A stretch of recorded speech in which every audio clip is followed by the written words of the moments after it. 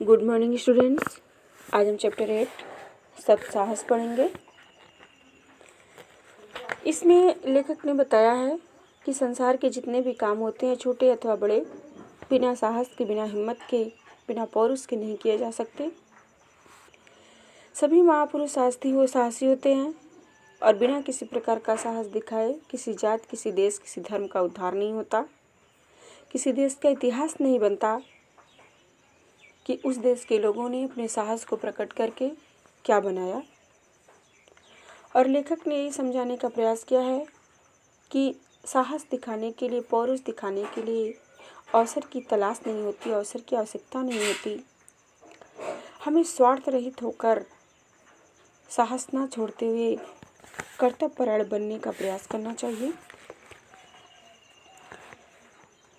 लेखक ने बताया कि बच्चों, हम लोग पहले साहस की कहानी पढ़ लेते हैं। जैसे देखिए, जब महाभारत का युद्ध चल रहा था और कौरवों ने चक्रव्यूह की रचना कर दी थी, जबकि चक्रव्यूह को तोड़ना सिर्फ अर्जुन जानते थे। उस समय अर्जुन नहीं थे, तो उस समय पांडव चिंतित हो गए कि चक्रव्यूह का भेदन कौन कर सकता है, चक्रव्यूह कौन तोड़ सकता है। उसी समय अर्जुन का पुत्र अभिमन्यु, जिसकी अवस्था बहुत ही कम थी, वह अपनी बाल्यावस्था में होते हुए भी साहस करके अपने श्रेष्ठ जनों के सामने आकर अपने साहस का प्रदर्शन करता है। बोलता है कि इस चक्रव्यूह का भेदन मैं करूंगा, इस चक्रव्यूह को मैं तोड़ूंगा। तो जो पांडव होते हैं उसे बच्चा समझकर उसे समझाते हैं, किंतु वह अपने साहस का परिचय देता है और अंत में वह चक्रव्यूह तोड़ने के लिए युद्धभूमि में जाता है और चक्रव्यूह का भेदन भी करता है। और चक्रव्यूह का भेदन करते समय वह वीर गति को प्राप्त होता है। तो लेखक ने ये बताया है कि साहसी जो व्यक्ति होते हैं वह अपने साहस के बल पर अमर हो जाते हैं और एक नया इतिहास बनाते हैं। संसार के बड़े अथवा छोटे काम साहस के बिना नहीं होते। संसार के सभी महापुरुष साहसी थे। बिना किसी प्रकार का साहस दिखाए किसी जाति की या किसी देश का इतिहास ही नहीं बन सकता। अपने साहस के कारण ही अर्जुन, भीम, भीष्म, अभिमन्यु इत्यादि आज हमारे हृदयों में जागरूक हैं।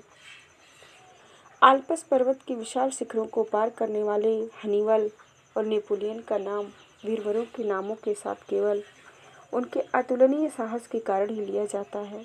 यह साहस का ही प्रभाव था जिसने तैमूर, बाबर, शिवाजी, क्रोमवेल, रणजीत सिंह और राणा संग्राम सिंह जैसे सामान्य व्यक्तियों को कुछ से कुछ कर दिया। अब लेखक ने महापुरुषों के बारे में बताया है कि कोई भी काम छोटा या बड़ा साहस के बिना नहीं होता। और संसार में जितने भी लोग महान हुए हैं, जिनकी तुलना महापुरुषों में की जाती है, वो अपने साहस के बदौलत ही अमर हुए हैं, महापुरुष बने हैं। और बिना साहस के किसी देश का, किसी जात का इतिहास नहीं बनता। अपने साहस के कारण ही अर्जुन, भीम, भीष्म, अभिमन्यु आज हमारे हृदयों में जागरूक है। हम उन्हें याद करते हैं, वो अमर हो चुके हैं। आल्पस पर्वत के विशाल शिखरों को पार करने वाले हनीवल, नेपोलियन का नाम वीरवरों के साथ जोड़ा जाता है, उनके अतुलनीय साहस का परिणाम है। तैमूर, बाबर, शिवाजी, क्रोमवेल, रणजीत सिंह, राणा संग्राम अपने साहस के बल पर, अपने पौरुष के बल पर ही साधारण से असाधारण हो गए, अलौकिक हो गए, अमर हो गए। सत्साहसी के लिए केवल साहस प्रकट करना ही अभिष्ट नहीं। सूर्यवंश के क्रूर कर्मा बादशाह मुगल आदिल पर भरे दरबार में कितने ही सिरों और धड़ों को धरती पर गिराकर एक मुसलमान युवक ने आक्रमण करने का असीम साहस प्रकट किया था। कारण यह था कि बादशाह ने उसके पिता की जागीर जब्त कर ली थी। इसी से उक्त युवक ने इतने साहस का काम किया। युवक मारा गया।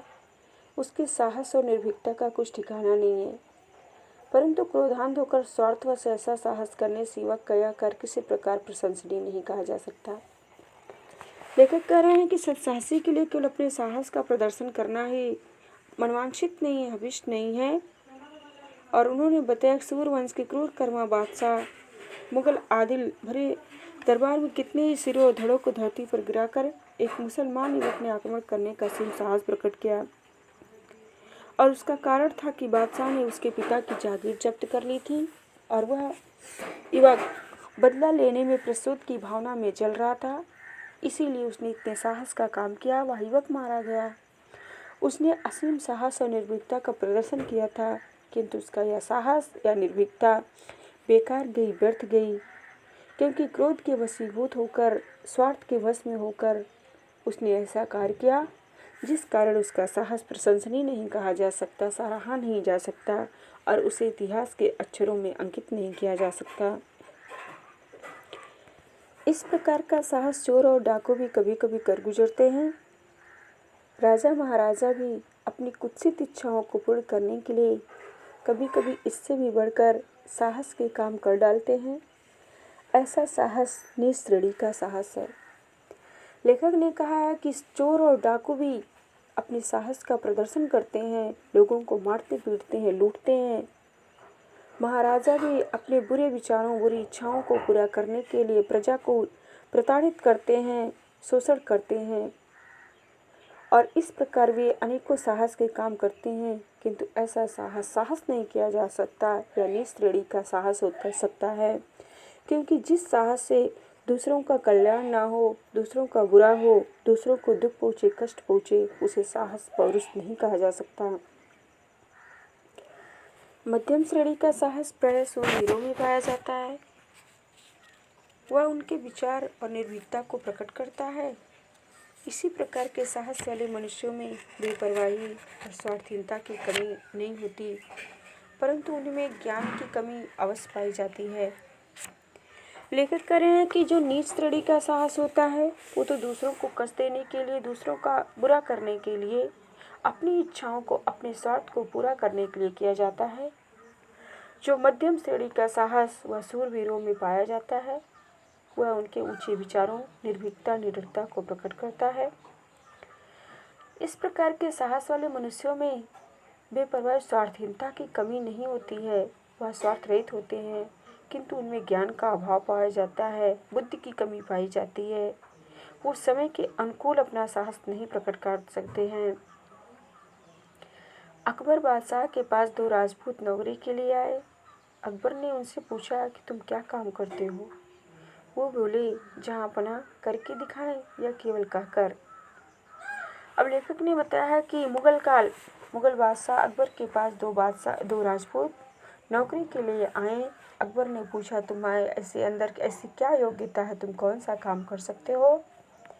उन दोनों ने कहा कि आप पूछ रहे हैं तो हम कह के बताएं अथवा करके बताएं। अकबर ने करके दिखाने की आज्ञा दी। राजपूतों ने घोड़ों पर सवार होकर अपने अपने बर्छे संभाले और अकबर के सामने ही एक दूसरे पर वार करने लगे। थोड़ी देर बाद वे एक दूसरे पर बेतरह टूट पड़े। बादशाह के देखते देखते दोनों घोड़ों के नीचे आ गिरे और मरकर ठंडे हो गए। इस प्रकार का साहस निसंदेह प्रशंसनीय है, परंतु ज्ञान की आभा की कमी के कारण निस्तेज सा प्रतीत होता है। लेखक ने कहा कि करके दिखाने को सुनकर दोनों राजपूत आपस में एक दूसरे से भिड़ गए, एक दूसरे पर वार करने लगे और वार करते करते वे दोनों एक दूसरे पर इस तरह से टूट पड़े कि देखते ही दोनों की मृत्यु हो गई, मर गए। उनका साहस प्रशंसनीय है, सराहनीय है, किंतु उनमें ज्ञान की आभा की कमी थी, इसलिए उनका साहस व्यर्थ गया, बेकार गया, क्योंकि इस साहस का कुछ परिणाम नहीं निकला, कुछ निष्कर्ष नहीं निकला। इसलिए उनका साहस निस्तेज प्रतीत होता है, तेजहीन प्रतीत होता है।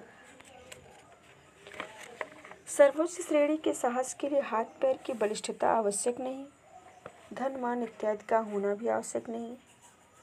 जिन गुणों का होना आवश्यक है वे है हृदय की पवित्रता तथा उदारता और चरित्र की दृढ़ता। लेखक कहते हैं कि सर्वोच्च सबसे अच्छे कैटेगरी श्रेणी के साहस के लिए हाथ पैर का बलवान होना, बलिष्ठ होना आवश्यक नहीं है, धनमान का होना भी आवश्यक नहीं है, और जिन गुणों का होना आवश्यक है वो है हृदय की पवित्रता, हृदय की शुद्धता, उदारता और चरित्र की दृढ़ता। ऐसे गुणों की प्रेरणा से उत्पन्न हुआ साहस तब तक पूर्णतः प्रशंसनीय नहीं कहा जा सकता जब तक उसमें एक और गुण सम्मिलित ना हो। इस गुण का नाम है कर्तव्यपरायणता। कर्तव्य का विचार प्रत्येक साहसी मनुष्य में होना चाहिए। इस विचार से शून्य होने पर कोई भी मनुष्य, फिर चाहे उसके विचार कैसे ही उन्नत क्यों ना हो, मानव जाति की कुछ भी भलाई नहीं कर सकता। अपने कर्तव्य से अनभिज्ञ मनुष्य कभी भी परोपकार परायण या समाज हित चिंतक नहीं कहा जा सकता। बिना इस विचार के मनुष्य अपने परिवार नहीं अपने शरीर अथवा अपनी आत्मा का उपकार नहीं कर सकता। कर्तव्य ज्ञान शून्य मनुष्य को मनुष्य नहीं पशु समझना चाहिए।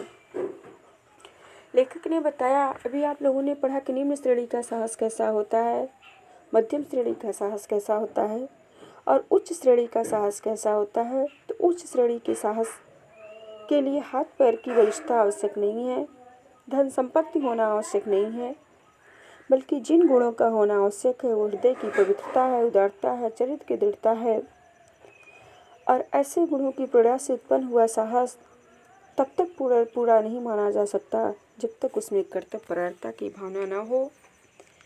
कर्तव्य का विचार प्रत्येक साहसी मनुष्य में होना चाहिए और इस विचार से शून्य होने पर मनुष्य, चाहे उसके विचार कैसे ही उन्नत क्यों ना हो, वह मानव जाति की कुछ भलाई नहीं कर सकता।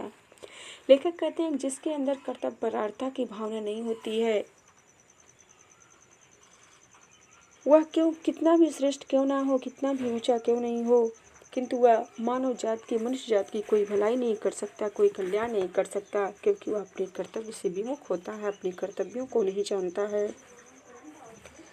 अपने कर्तव्यों को न जानने वाला मनुष्य कभी भी परोपकार परायण या समाज का हित चिंतक नहीं कहा जा सकता। इस विचार से मनुष्य अपने परिवार का नहीं, अपने शरीर अथवा अपनी आत्मा का भी उपकार नहीं कर सकता। कर्तव्य ज्ञान शून्य मनुष्य को मनुष्य नहीं बल्कि पशु समझना चाहिए। लेखक ने कहा कि जिस तरह से पशु एक जगह बंधे हुए स्थान पर सिर्फ अपना ही पेट पालन में लगा रहता है, उसे अपने कर्तव्य का बोध नहीं होता है। उसी प्रकार जिस मनुष्य को अपने कर्तव्य का ज्ञान नहीं होता है, जिसके अंदर कर्तव्यपरायणता की भावना नहीं होती है, वह दूसरों का कल्याण नहीं कर सकता, समाज का, देश का कल्याण नहीं कर सकता, परोपकार नहीं कर सकता, यहाँ तक कि वह अपने शरीर और आत्मा पर भी कोई उपकार नहीं कर सकता। उसे मनुष्य नहीं बल्कि पशु कहा जाना चाहिए।